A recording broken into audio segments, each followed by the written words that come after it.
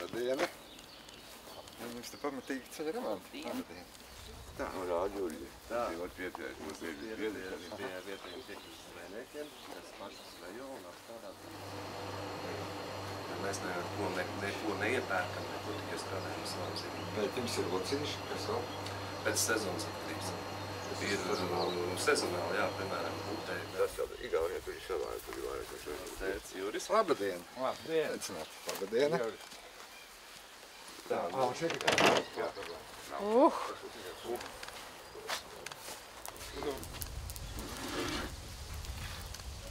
Opa! Pavisās.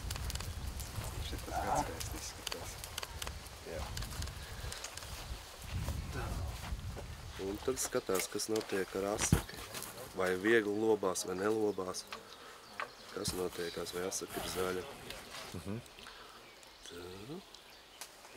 Un tad viņš? Ir gatavs, viss ir. Šis ir gatavs, absolūti, ja? tas ir jau tad neaicinājumi, lai nebūtu tur būs kaut kā 10 zvejnieki. Labdiena! Labdien!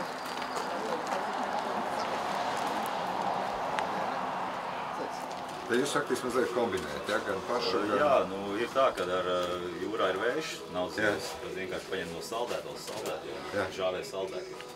Nu, lai būtu visu laiku tā ziva. Tā jau kūpinās. Es tūlītās izlopšu ārā, nu, es parādīšu apmēram, kā notiek tas process.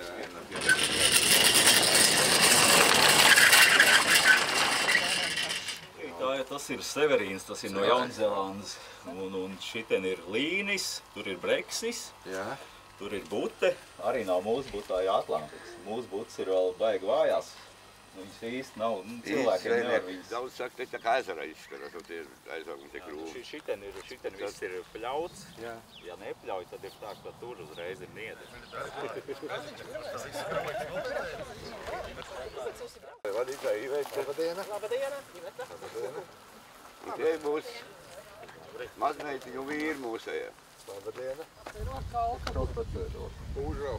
Užrava. Tad mums ir Bērstciems. Mērsraks. Angure. Jā, un bērniem tiem ir bērndārs, kur pūliņas met.